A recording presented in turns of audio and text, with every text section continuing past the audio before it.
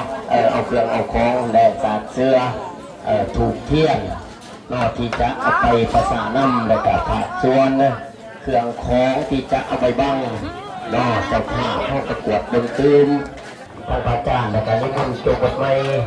ในขาวเนาะขึ้นรถเอาเรือแห้งเรือเศร้าลมเรือเนาะใส่กันประสานกันกับหน่วยงานบริการเขาไปปลูกไปดุมใจกันนั่นแหละเนาะยกแยกเอาออกมาก่อนนะอย่างมันเคลื่อนอย่างมันจีหยาบเรายกแยกออกมาหางกับติดตั้งดูรถไปแล้วเจ็บไข่ใจกันเบิ่งพี่น้องเอาบ้านเมืองความหักความแทงความไก่ชิดติดแทบเนาะเอาค่อยๆขึ้นทั้งรถในหน่วยงานจัดแจงเครื่องเขาอีกไรบอบิดบอเขาจำข้อเลยขึ้นทั้งรถอีกแน่ภาคส่วนหนึ่งสร้างลมจะเผาเด้อถือบอเบื้องตีนมาก่อนนะบอถือได้เอาขึ้นเลยค่อยใจเย็น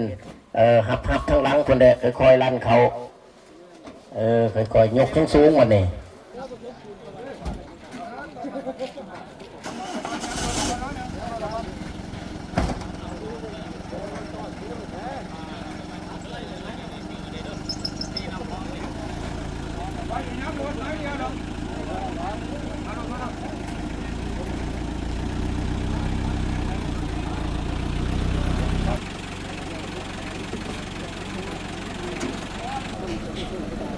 เครื่องของเด้อกวดบนตืมเด้อทั้งเจ้าภาพเด้อ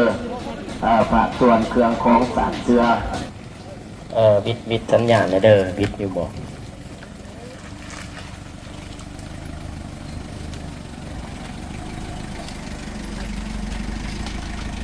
เขาหามาขายบิดอยู่เด้อ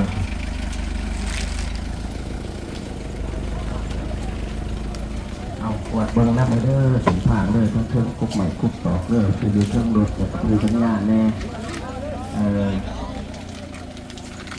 ใส่มุ่นเลยสบายเด้อตัวจุ่มเขาหอดไล่ถึงเด้อสบายเด้อ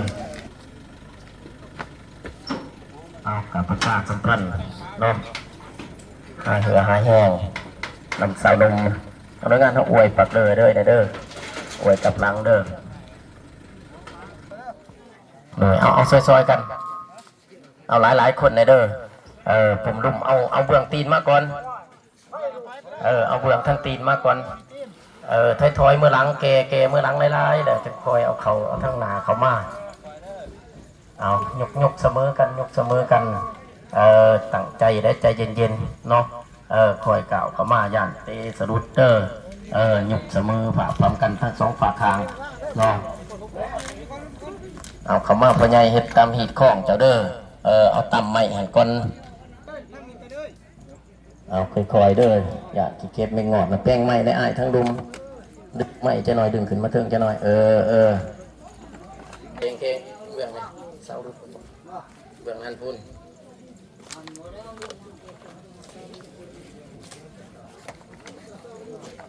อยากตีพี่น้องเบิดทุกตัวหนาเนาะขอนิมนต์จบบทใหม่เลยแม่เขาไทยหูต่อหน้าศพขนาดเอานิมนต์จบบทใหม่แมนบทจบใหม่บทสององค์หน่อยแมนบทจบบทใหม่บทนิมนต์มากขนาดอยากตีพี่น้องนางลงมาเครื่องกลางปกติให้ยับมาพี่ยับมาเครื่องกลางยับมาเอาหูให้จั่วถือเอาหูให้จั่วถือเอาหูไปมุมจั่วเพิ่นถือมันจะสิเห็นเนาะเอามือกล่องเด้มือกล่องเจ้าภาพเขาเอามาเก็บภาพในตีเขามาเนี่ยตีพี่น้องของเพิ่นวงสาคารญาติเนาะก็ถือว่าเถื่อสุดท้ายเฮาสีเลยเบื่อเรือไหวเพียงหูภาพและบาดนี้เรือเพียงแต่หูภาพเรือเพียงความทรงจำเด้เนาะหูพางอันแท้จริงของINกับสิไลสลักฮักเพ่พังลงเนาะภายในต่อวินาทีต่อจากนานี้แล้วเฮาก็ได้เก็บผูกผ้าเพื่อนนี่แหละเอาไว้เบิ่งเนาะเอากันมาเสด็จเดียวกันนิมนต์แม่ขาวออกยืนทั้งขางก่อนกันหน่อยเอาแต่ภาพมุมจั่วเรามายืนทีมันถืออาจารย์เพิ่นมายืนทีก่อนอย่าผ่าก่อนมายืนก่อน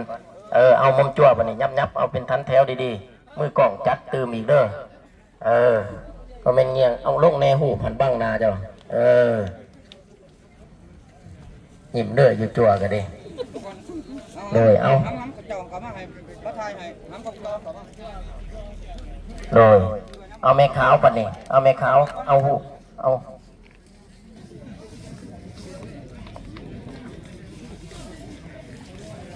โดยเอา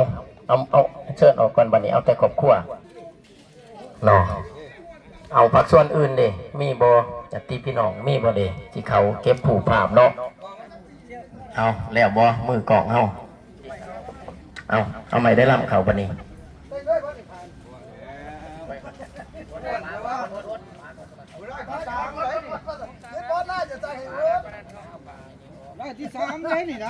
เก๊กาเพิ่นบ่เอาออกก่อนก็ได้เอาออกด้วยตัวไหนมันนี่เด้เขาทางเดียวพี่ก็ได้มันก็ตามสภาพแล้วเนาะพี่น้องเนาะปกติกับสิมีทางออกเนาะจะกสิกวางขวางโกเนก็ตามสถานที่ตัวจริง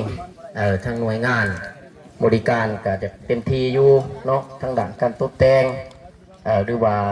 กับคนอนุญาตน้ำพีน้ำนองเนาะโดยเฉพาะเจ้าภาพและกับแขกญาติพี่น้องจะในการเบาจ่าว่าจ่าแนวใดบ่ถือบ่ตอกเนาะผิดพลาดทางด้านความเบาความบาไปบ่งามน้ำบุคองกับขออนุญาตขอโหสิกรรมน้ำพีน้ำนองในเด้อเบื้องนั้นน้ำเนเด้อเพราะว่าอย่ามันเงียงไปเบื้องนั้นแห้งเอาฟืนใส่ซีได้ร้ายแน่เศร้านมบ้านผมหักแพร่นี่กับมาสดมาซอยมันหยุกมันย่อแต่การใหญ่เกินใหญ่อยู่เพื่อนอยู่ซ่านจนมาหอดสถานที่แล้วกันยังเป็นว่าละเป็นขั้นตอนฝากส่วนนักแน่ก็ได้ใช้เกลือแห้งเลยแล้วผู้มีกำลังเนาะผู้เป็นกบเป็นเข่าเบิ้งแนะนำตุกร้านเนาะ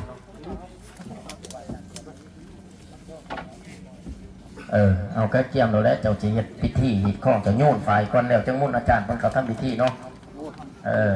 โมเมนต์ทาไฟขึ้นบ่ได้ได้เอากระไฟด่ะไปพ่อใหญ่กี่คุยพ่อใหญ่ก็อยากกี่คุยเนี่ยจะน้อยเอาไปพ่อใหญ่จะยุ่งเรื่องนั้นจะบอกกันเลย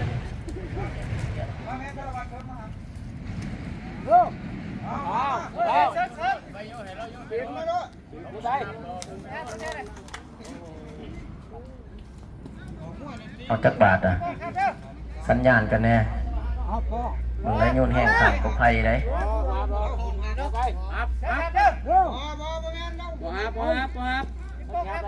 เอา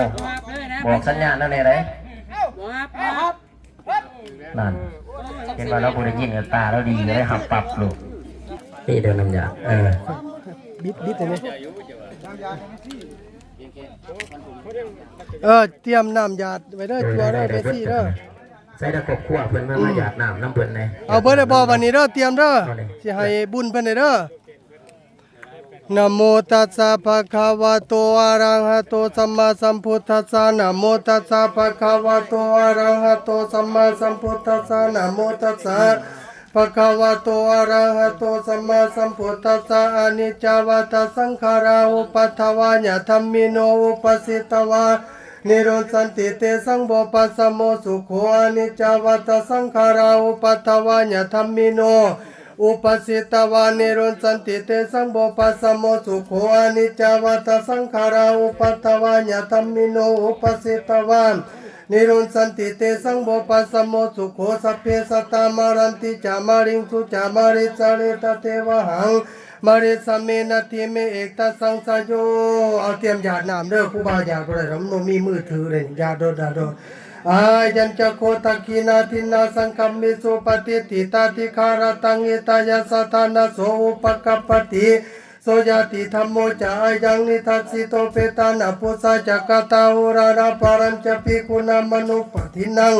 ตุเมปุญญังปัสสุตังอนัปปะกันติเอาเด้อพอออกแอนเด้อไปเกิดดีถึงสุขเด้อเจ้าของเพื่อนเนาะเอาหมอไม้ให้เพื่อนเอาไม่ข่าวว่างตูเทียนเลยครับอาจารย์ได้ระบบถูกได้เดียวใส่เดียวเอานี้มันจบดใหม่ว่างไม่ข่าวว่างเลยเด้อว่างเลยไปยืนน้ำไหมน้องคนเด้อขยับออกจากกันในที่จะ2 คนเอาโถลงใหม่ออกอะไรไว้ยิบบอก เขาไม่เข้ากับเจ้าภาพไปยืนเบื้องทางออกแล้วเขาเบื้องนี้ออกพี่เด้อพี่น้องเด้อเขาเบื้องนี้เด้อเบื้องให้ออกเนาะเพราะว่ามันกับสภาพตามตัวจริงนะพี่น้องเลยย่ำป่าย่ำฝนเนาะเอานี่ยังกับบุกเบิร์นเด้ที่พี่น้องเฮาหยุ่งสีหยาปันไดกับเสียสละเนาะมากินข้านเลยมาความส่งสการงานสาบานกิจศพของไอเอ็นเนาะกับอีกคนหนึ่งข้าพเจ้าเองกับในนามหน่วยงานบริการเนาะขอต่างหลายทั้งครอบครัวเจ้าภาพ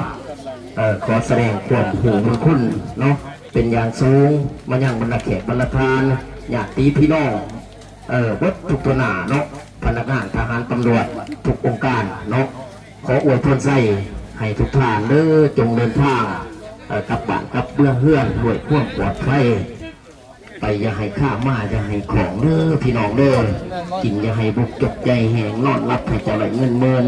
เนาะนอนตื่นให้เจ้าไหลเงินแสนแบนมือมากให้ได้เกี่ยวมันนี่โซ่เบ้อทุกคนเด้อพี่น้องเด้อกลับบ้านไก่